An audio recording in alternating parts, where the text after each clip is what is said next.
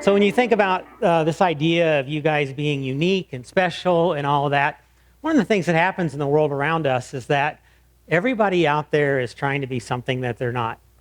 I've been watching this whole thing play out with one of our politicians who got elected by basically telling lies about himself, so that every lie he told, if you go back and look at it, was intended to make one segment of the population choose him as a representative. And so he told this lie to get this group, he told this lie to get this group, he told this lie to get this group. And actually won the election based upon half-truths, falsehoods, and lies. For what? I mean, now his life, he's basically just rejected by everyone and a little bit of a joke, and yet here he sits as a representative where he serves. But just, what it looks like to try to pretend that we're somebody else. And when you think about your life, one of the things you recognize is that things don't always look as they seem. What you think is true is not always. And we're going to do just a little bit of a game here. I'm going to show you some pictures, hopefully.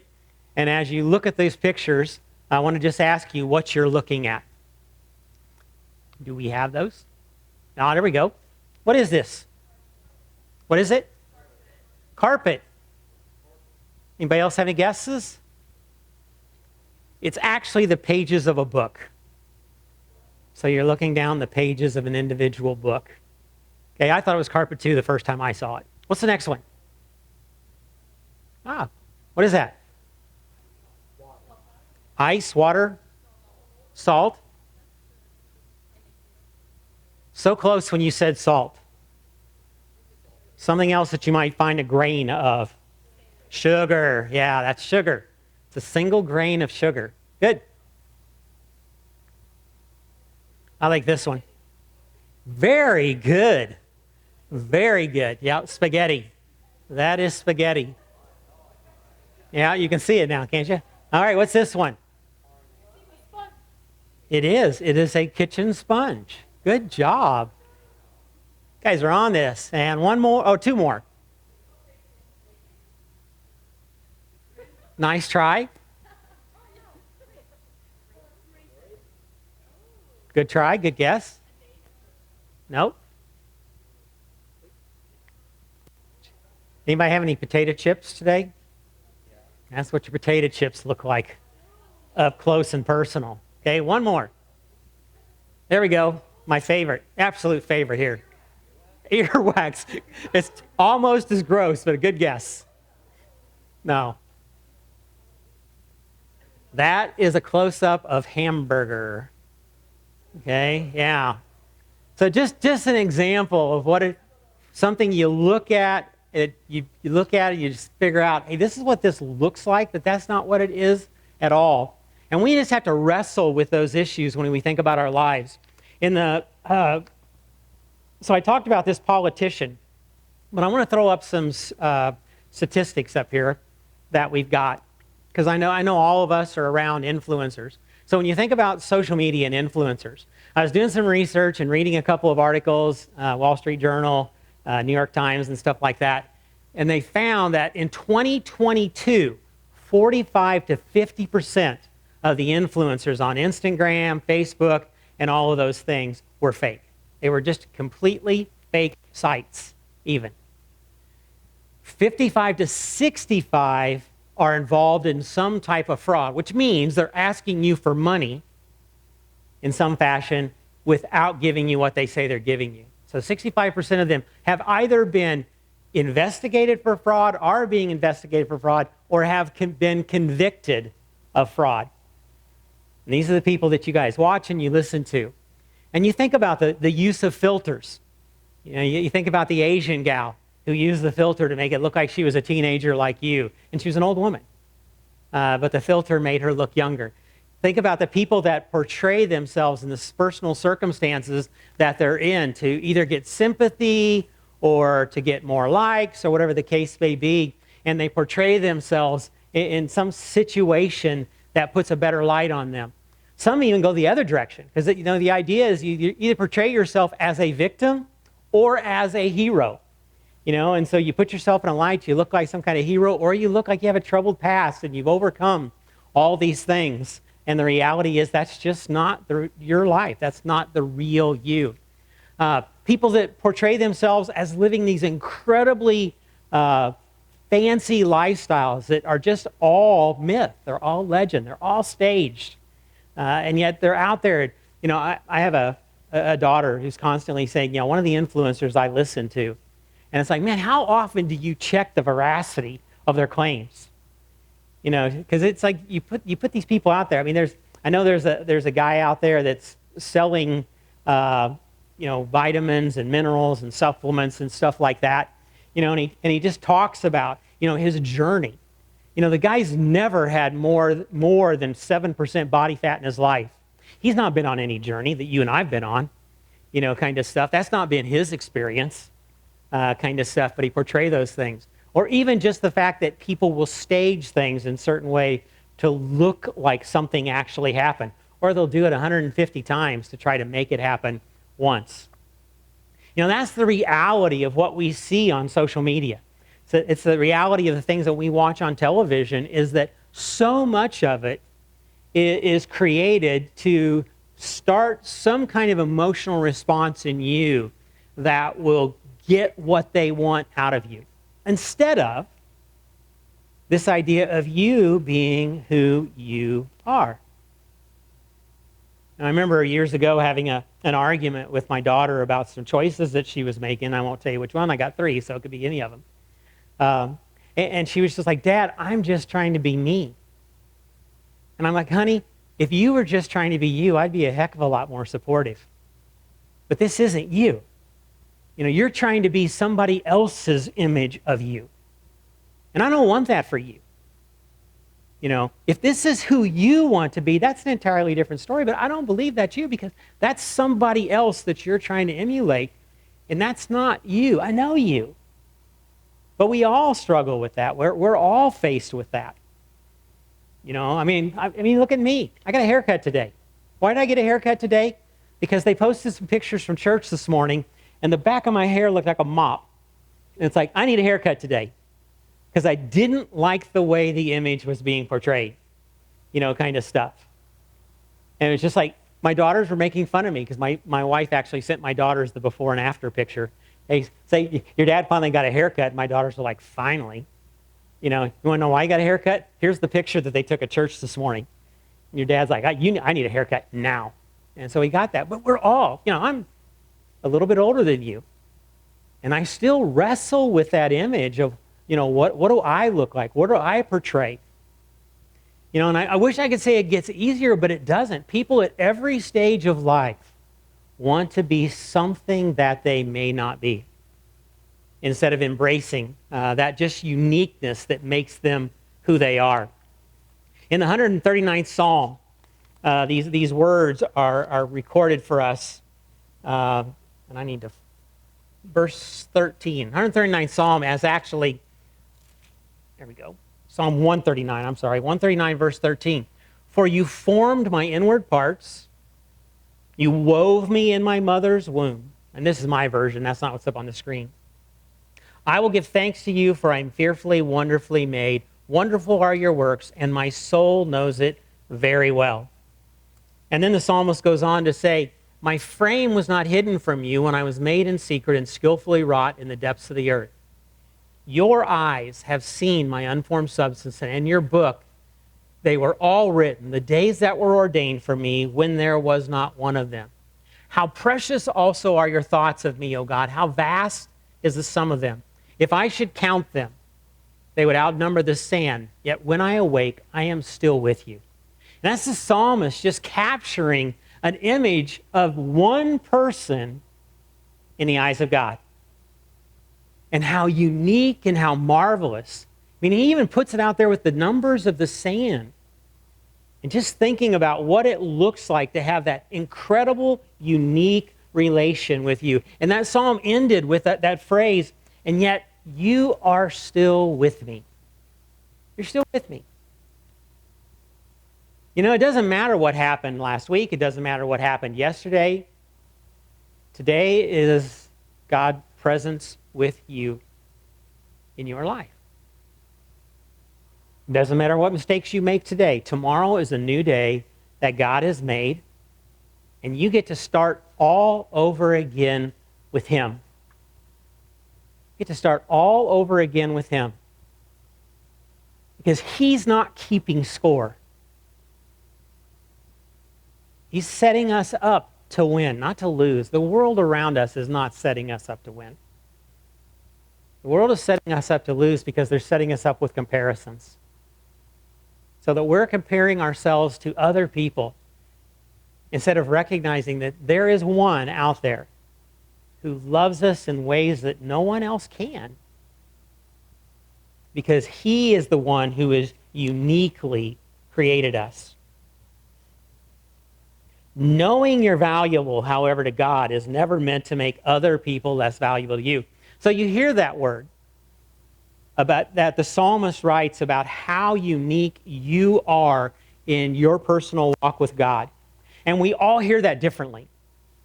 Some of us hear our uniqueness, how we are a unique individual made in God's image. And we needed to hear that word because we needed that encouragement. Some of us hear that word that we're uniquely made in God's image, and we say to ourselves, well, yeah, isn't that obvious to everyone around us? Some of us hear that word about being uniquely made and created, and we look at those people, yes, but what about them? And others hear that phrase that we're uniquely and wonderfully made in God's image, and we say, but He must love them more than us. Where we are in our season of life right now has an impact on how we hear God's words about us. How we feel about God's words for us. Circumstances of life. We talked about this in the past when I've been here. You know, your birth order, your family of origin, your age, your gender, your life's experiences all affect how you hear God's words about you. The day of the week impact how you feel about God's words for you.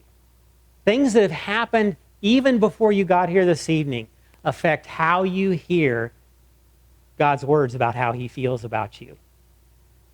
But recognizing that how you are receiving those words right now does not change how true they are for you and for others. And so just recognizing that God is at work. In 1 Samuel 16, they tell the story of when Israel was asking for a king. And so Samuel was sent to the family of David to pick the guy who was going to be the first or the next king of Israel. And David's brother was the first one to come out, the oldest, the biggest, the best looking, the strongest. And when Samuel looked at him, he's like, surely this is the next king of Israel. But then God spoke in 1 Samuel 16. He says, but the Lord said to Samuel, don't judge by his appearance or his height, for I have rejected him. Now, not as a person, not as an individual, but as a potential king. God didn't look at him and see his prowess. He didn't look at him and see his height. He didn't look at him and see his looks. He said, I've rejected him. And we learn later the reason he rejected him was because of his heart. The Lord doesn't, it goes on and says, the Lord doesn't see things the way you see them. People judge by outward appearance, but the Lord looks at the what? The heart. The Lord looks at the heart. He looks deep within you, and that's where He finds your value. And the reality is, the more life that we experience, the more we recognize that both in the relationships that we offer to other people and the relationships that we receive from other people, heart matters most. Everything else is temporary. Everything else will come and go. Love is a word that we throw around pretty easily, that oftentimes does not truly mean love that's enduring. My wife and I have been married for 41 years. That does qualify her for sainthood in most people's books. But I told her over 41 years ago that I loved her, and I meant it at the time. But only in hindsight do I recognize I didn't know what love really was. And over the last 4 decades that we've spent together, God has revealed to me what love looks like for that lady, for that woman. And why is that? It's because I have learned her heart. The heart that God already knew. He picked her for me. Our story is my life began because of her walk with Jesus. Long before I had one, she had one. And my life began because of her walk. And so God put us together so that he could do a work through me that I never could have seen coming. Now, I think God must have looked and saw something in my heart that I couldn't see, that no one else could see. But it was her heart that began the changes, and God saw that in her. And so God looks at us that way. And so what does it look like for us to look at each other through the eyes of God and to begin to assess things based upon heart, to value things based upon heart, not to value things based upon what place people are in class or what their position is on the volleyball team or the football team, or how much money they have, or what clothes they wear, or how many friends they have, but where their heart is. What would it look like for you to surround yourself with people that have heart like God looks at and God looks for? What would it look like for you to be the kind of person that has a heart that would bring value to other people's lives? And so just recognizing that, as we've learned, everyone is someone made uniquely in God's image. You are made uniquely in God's image. The people that you like are uniquely made in God's image.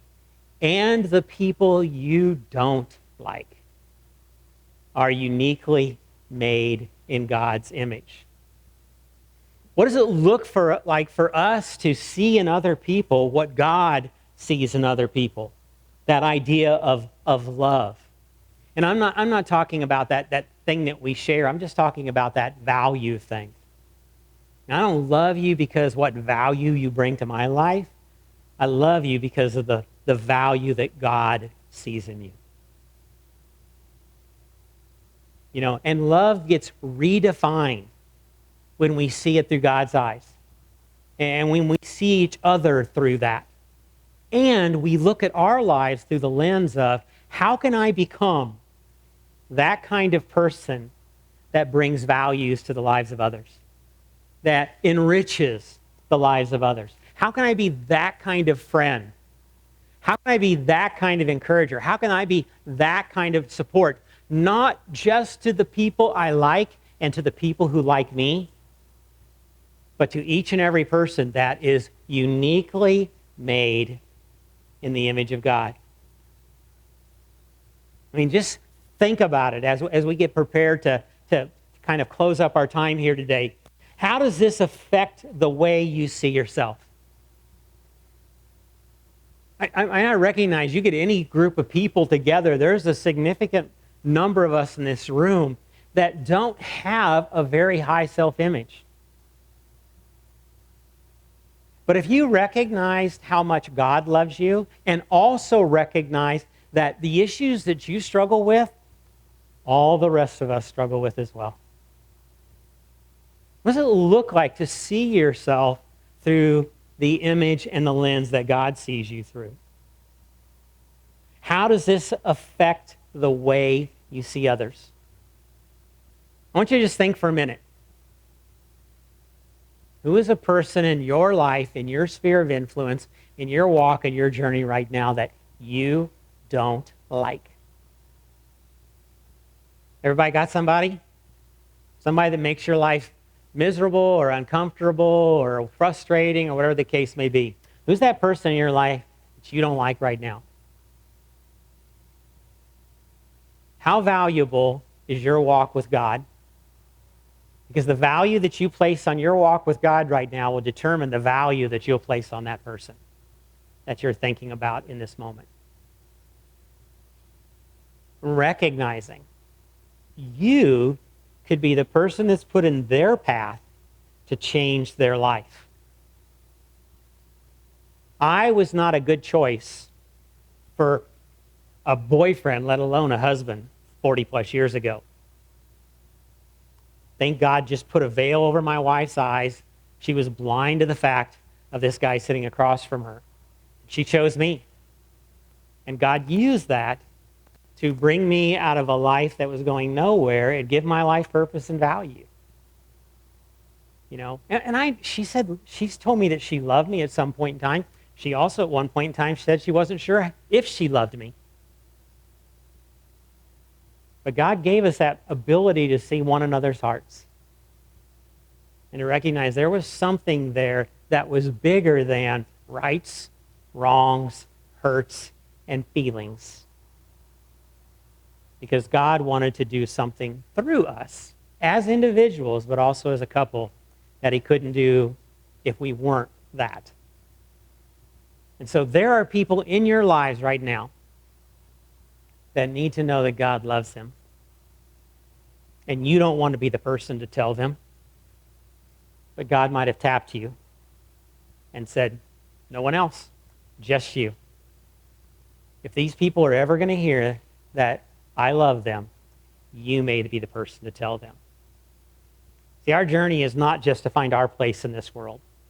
It's to help other people find theirs.